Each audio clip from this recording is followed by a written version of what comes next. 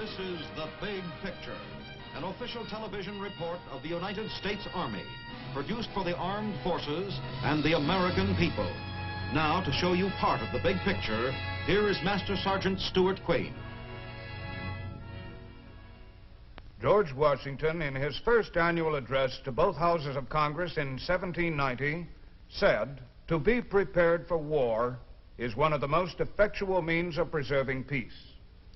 At the time of this speech, the regular army of the United States numbered 80 enlisted men and a handful of officers. As a military man and as a political leader, Washington saw the need for an adequate defense establishment, in keeping with his country's modest needs even then. Our country has never been a warring nation, and military preparedness is something we have learned only in the harsh crucible of experience. 2 world wars and Korea have taught us that though we desire and work for peace as a nation, we can never afford to drop our guard so long as the threat of aggression continues to exist. In this age of international uncertainty, the defense of the United States extends far from our own borders and embraces the cause of free nations everywhere. The nerve center of our defense program is in Washington, where the funds are appropriated by Congress following the recommendations of the Department of Defense based upon our current need. In the offices of the Joint Chiefs of Staff, the policies of the Defense Department are carried out, and all activities of the armed forces are planned and directed. Our forces must be capable of carrying out massive retaliation in the event of attack. They must be ready to protect us against such an attack. And they must be prepared to handle brush fire conflicts anywhere our free world allies are threatened.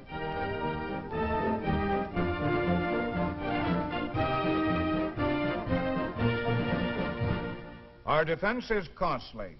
This year, more than half of our federal budget will be spent to support it. Defense is costly, to be sure, but it is cheaper than war. It is, in fact, our best protection against the threat of an armed would-be aggressor.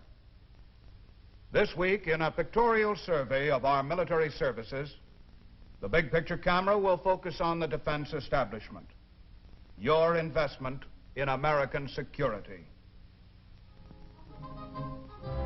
We have not always been prepared as a nation. In 1940, when free Europe was crumbling before the German Blitzkrieg machine, we worked desperately to change a small peacetime defense establishment into a modern force capable of resisting a determined enemy. Although many men were mobilized well in advance of Pearl Harbor, even the most basic equipment necessary to their training was not available. The nation raced to catch up, and we did.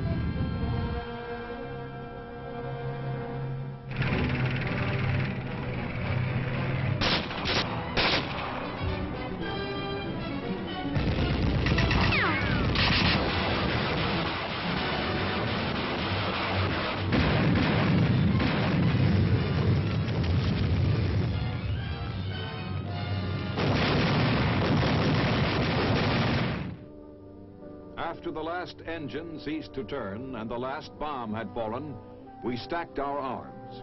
In fields and depots around the world, great piles of military equipment were massed, the residue of victory. The war had taught us many lessons, not the least of them, the lesson of preparedness.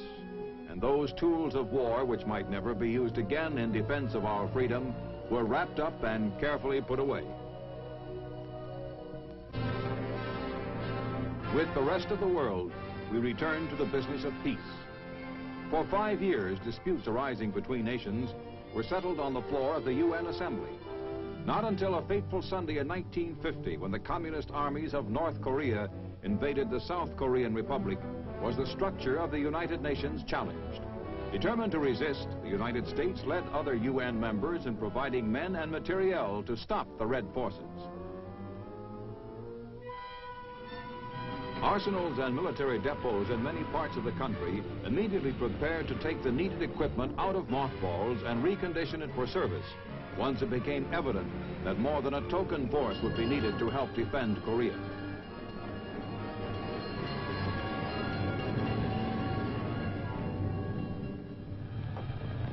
The lesson in preparedness paid off.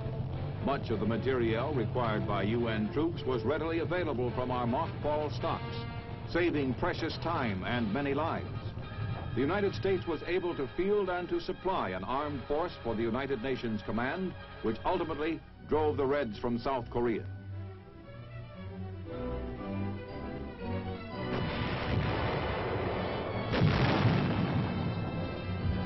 We learned that the communists could fight, and they learned from us as well.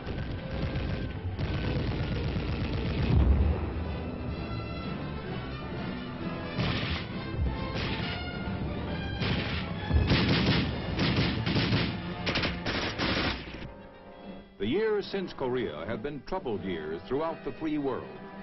As part of our defense concept, the United States has entered into treaties with other free nations in order to deter Red aggression wherever it might break out. CETO, the Southeast Asia Treaty Organization, presents a united front of democratic countries in an area where communist ambition is high. United States' responsibility to such an organization is heavy. Our allies must often rely upon us for weapons and military know-how.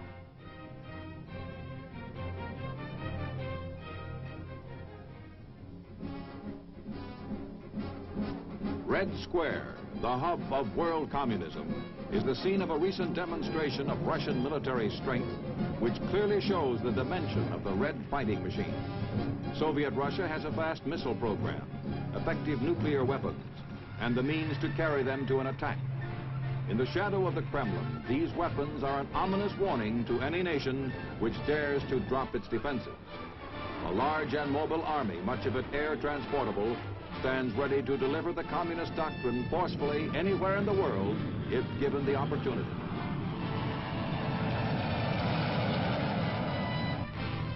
Russian infantry can be moved quickly by the most modern means. For free nations to do anything other than acknowledge the reality of Soviet military power and remain constantly on guard against it would be to court disaster. The price of prevention is small compared to the cost of combat. Just how far the Russians have advanced in rocket technology has already been demonstrated.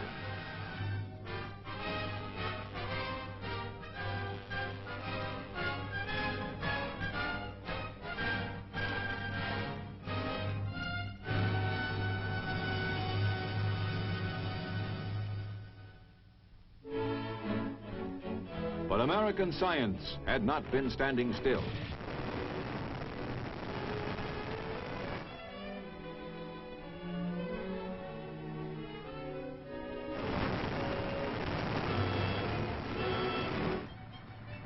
Behind the walls of our laboratories and testing centers, strange discoveries and inventions were quietly being evaluated and improved.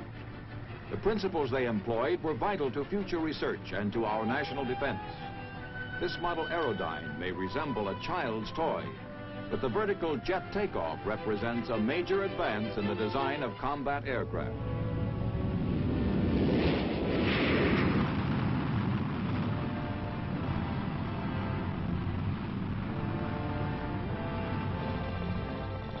Small one-man aircraft with extraordinary mobility have been developed by our aeronautical designers. Some are patterned after larger prototypes long in use and are just as versatile in the air.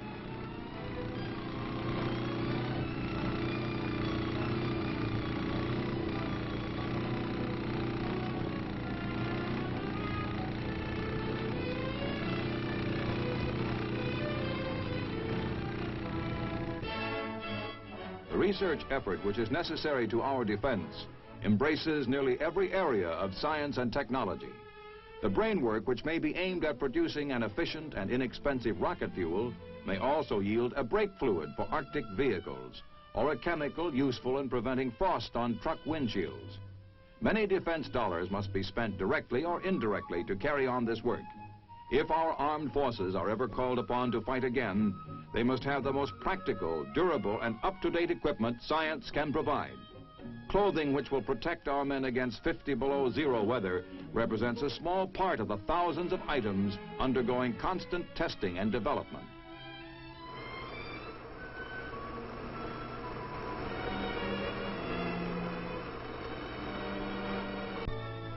In setting forth the minimum requirements for American defense, President Eisenhower emphasized the need for funds to further scientific studies at all levels. That part of the federal budget which pays for American security is based upon our ability to meet any threat from any quarter. In order to do that now and in the future, we must be capable of planning protection for tomorrow while remaining vigilant today.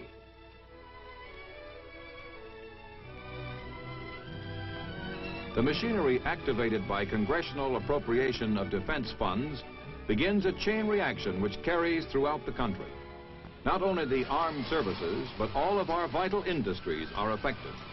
While working for peace, we must also remember the lessons war has taught us in the past.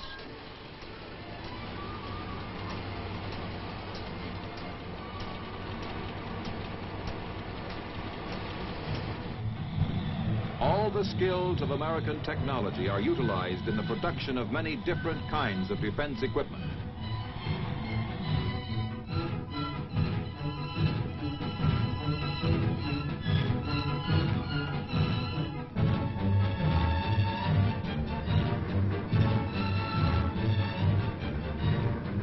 The requirements for quality are high. Everything from the smallest replacement part to heavy weapons used by our modern mobile army are checked and rechecked before they are ready for shipment to the men who will use them.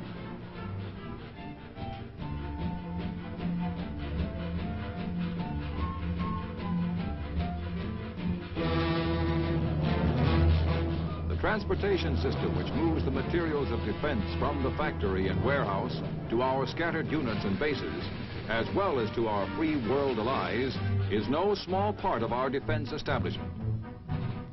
It is costly to ship every piece of equipment with the complete assurance that it will arrive in mint condition. But 2 global wars and the long lifeline to Korea have made us expert in the science of logistics. We have learned through necessity that it is indeed possible to ship almost anything, anywhere, by any means.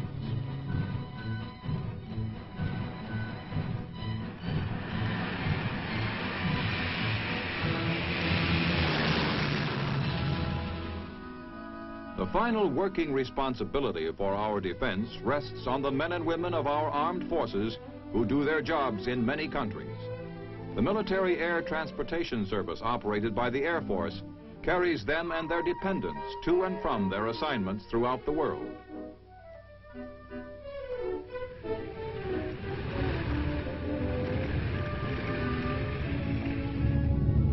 Providing the everyday necessities of a serviceman's life is costly. Adequate military housing for dependents and essentials such as well-prepared food account for a substantial part of our armed forces budget, but they contribute mightily to the health and morale of servicemen and their families. Modern medical centers are maintained to provide the finest possible care for every man and woman in uniform. Military dependents, too, are eligible for medical attention if and when the need arises. Whether minor treatment or major surgery is required, the Armed Forces Hospital is equipped to render the most complete service modern science can offer. At a strategic air command base in Africa, B-52s leave the ground on a training mission.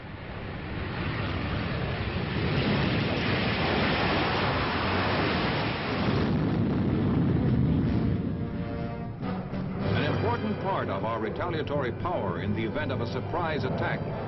Each one of these aircraft costs as much as 40 World War II bombers.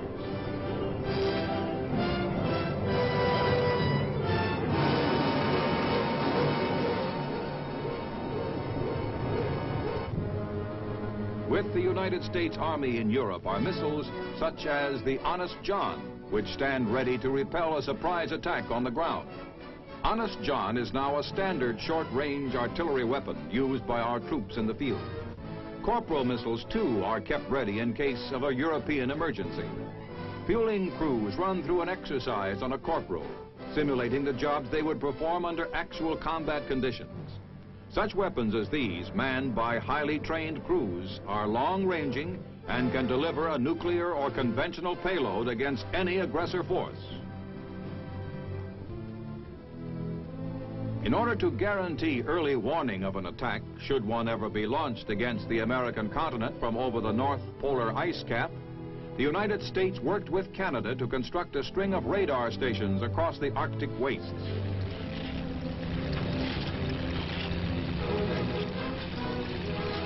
Forming a continuous protective umbrella from coast to coast, these stations are able to pick up and track unidentified flying objects in time to alert air defense centers further south. Many of these stations can be supplied only by air. Linked with them, fleets of radar picket aircraft help defend our coastline.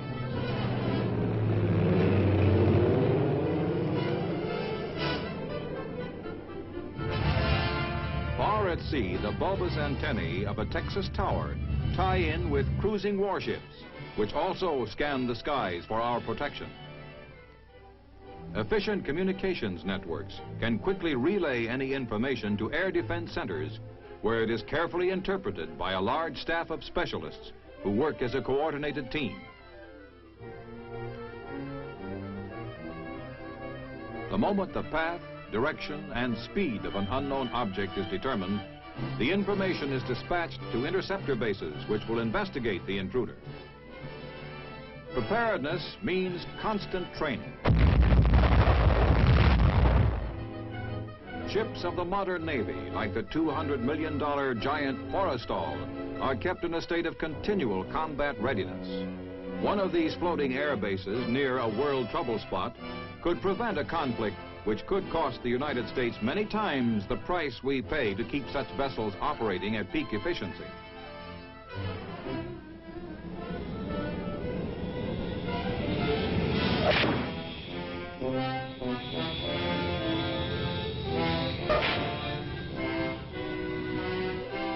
The submarine-borne Regulus missile is a part of the Navy arsenal.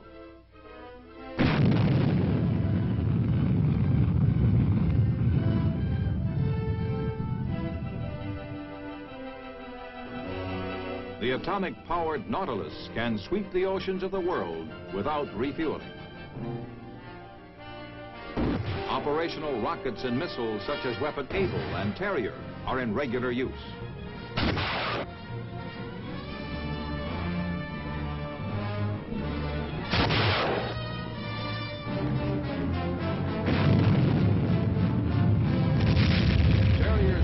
Obscures the target, but the missile's spectacular performance is clear to see.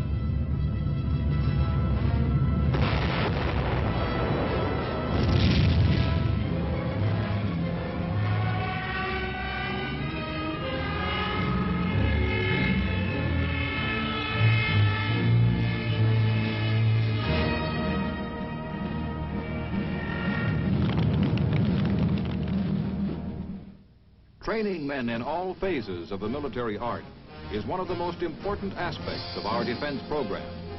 Demonstrations of the latest fighting weapons are held regularly for our own personnel, as well as representatives of free world nations allied with us.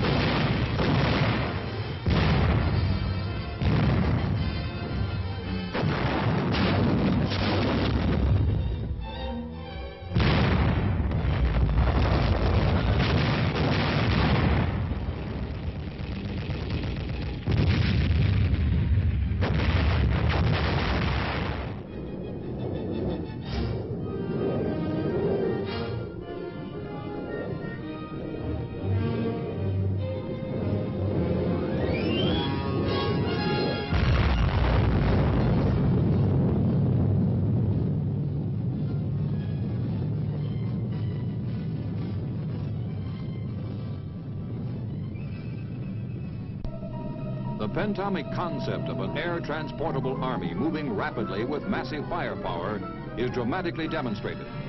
These new divisions are trained and equipped to fight on a nuclear battlefield if necessary. Overseas, our allies show that they are prepared to stand up against any conventional ground attack a communist army might try to deliver. In large-scale exercises and in small demonstrations, their forces perform with an expertness which is one of the greatest single guarantees of international security. From the beaches of Europe to the sandy plains of the Middle East, their existence is as much a part of our defense as it is of their own.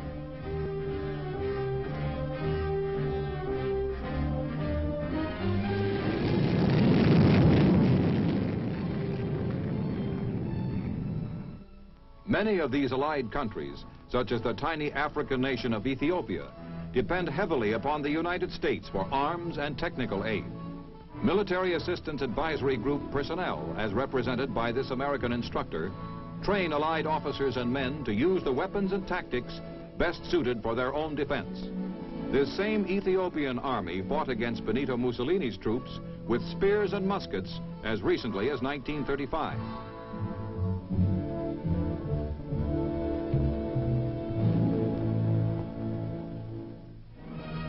In the Far East, nations such as Japan are linked closely to the United States in the common purpose of defense.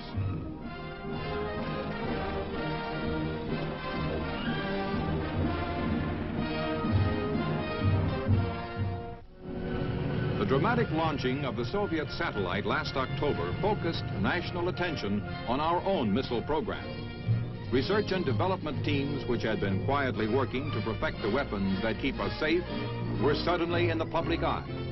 The giant rocket engines, which are our key to early exploration of outer space, fired the popular imagination.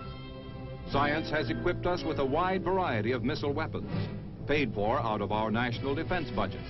Valid proof that the effort expended by our missile men yielded impressive results. Along with our work on military missiles, enormous progress has been made in laying the foundations for our rocket future.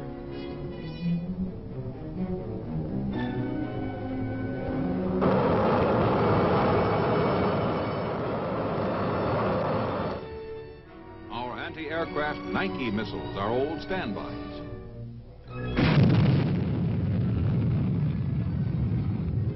Snark. First intercontinental missile to be placed in operational use.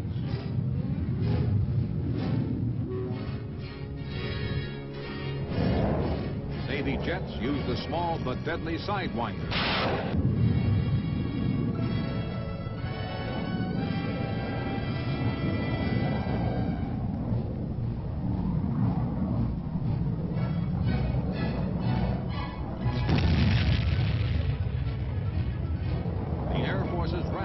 Primarily an anti-sub weapon.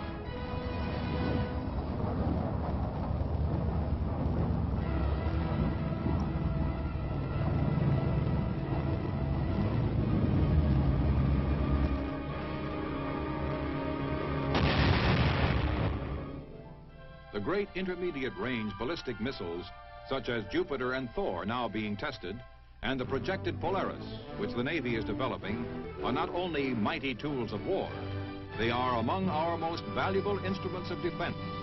The trial performances of Jupiter and Thor bear witness.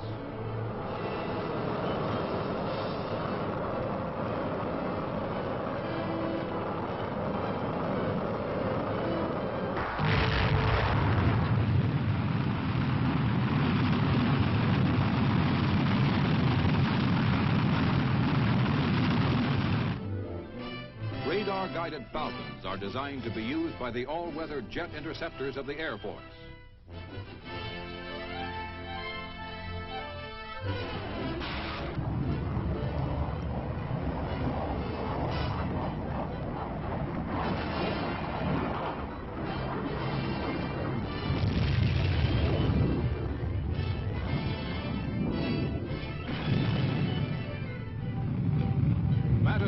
Is an Air Force tactical weapon.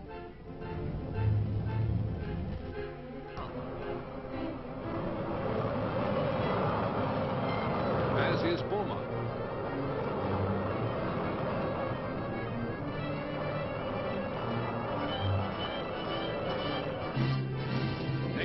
jets attack with Sparrow.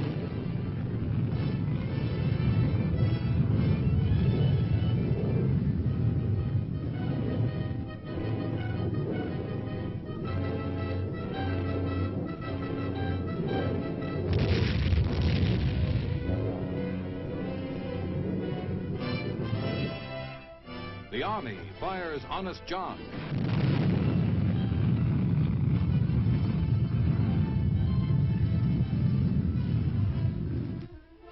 And La Crosse.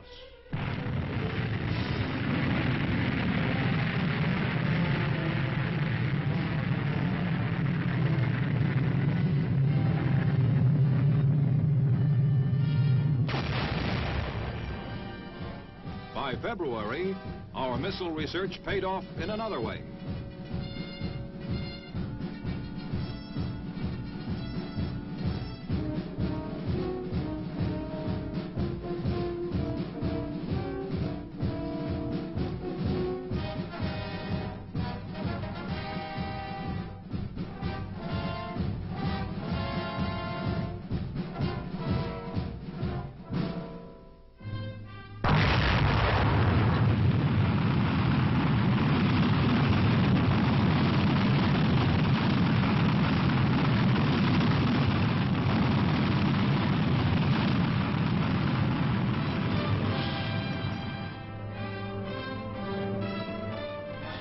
Americans are alert to the promise of the future and to the need for a common defense of free people everywhere.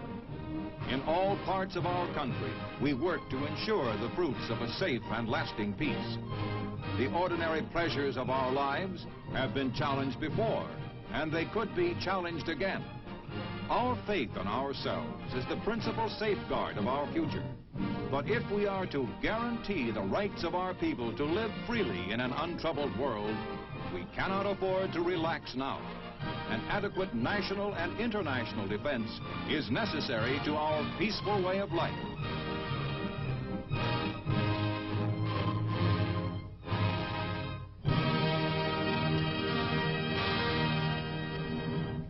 It is only through constant vigilance and technological progress that our defense can remain secure. So long as the threat of aggression exists, we shall maintain our capacity for self-protection and our ability to retaliate if necessary. Our strength is costly, but we are prepared to bear the cost, for we are and shall remain free. Now, this is Sergeant Stuart Queen, your host for The Big Picture. The Big Picture is an official television report for the armed forces and the American people. Produced by the Army Pictorial Center. Presented by the United States Army in cooperation with this station.